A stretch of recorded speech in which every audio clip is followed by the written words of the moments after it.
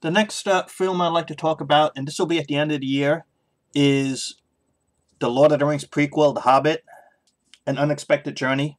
It's supposed to be based on the book, which wasn't such a big book, but they're going to film it into two parts. We'll see the first part this year, and then the next part a year later. This film was in development for a long time, partially because of reasons of who holds the rights and budgets and I think bankruptcy. And there was a whole level of waiting around because of the legal matters of getting this film done. And originally the director was Guillermo del Toro, but he dropped out of the project, even though he did contribute a lot with the writing and other probably stylistic visuals when they were getting it ready. But the movie will be directed, thankfully, by Peter Jackson. And I think it's a great choice because even though he originally was not planned to direct these films, with what he did with The Lord of the Rings and the establishment it gave him as a director, and just the quality of those films, that if the Lord of the Rings franchise is to continue in films, I think he should be at the helm directing the films. It's his call and his universe to take whichever direction he wants.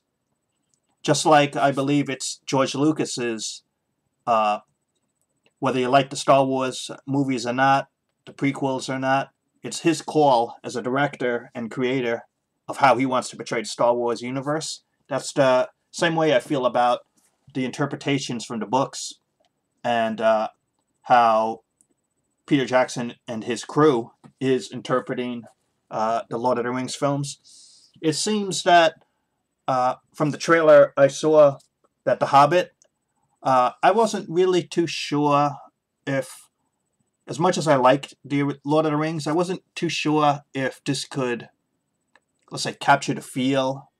But when I saw that trailer, I was like,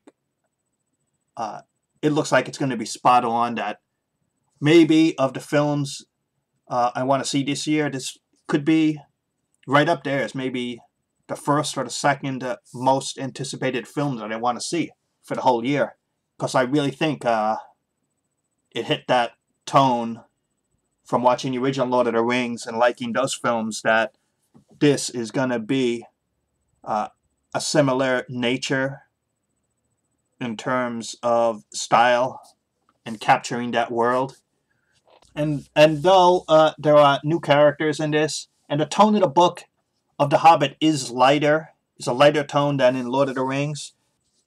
Having some of the original characters like Gandalf and Frodo and Bilbo and Elrod, just having some of the original actors from those films, it's really cool that they were able to bring them back, even just for a bit. It's just really cool.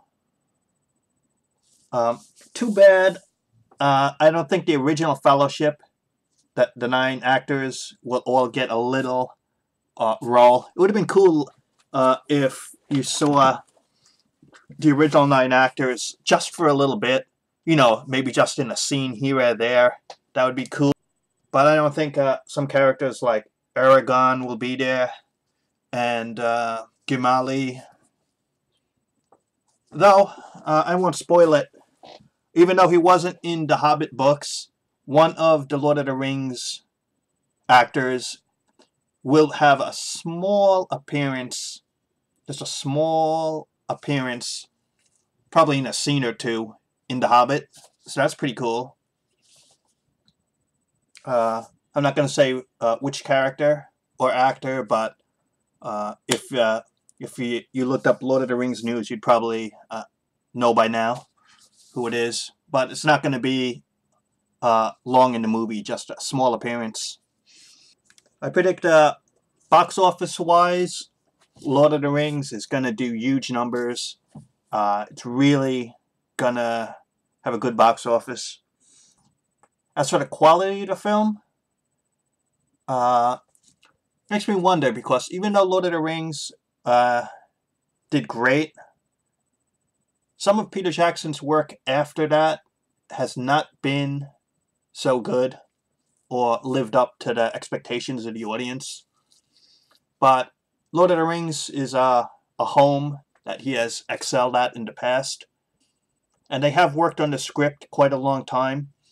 So with that being said, this film has the potential to hopefully be a really spot-on, great, and entertaining movie. The only thing is, I hope the end point of the first part has a complete feel to it. Like if you watch the original Lord of the Rings, even though it continued from the first film to the second and to the third, the end points of the first two films were satisfying enough that it wasn't like a terrible cliffhanger type ending. So hopefully when part one wraps up, it will have that feel that it feels like a complete movie.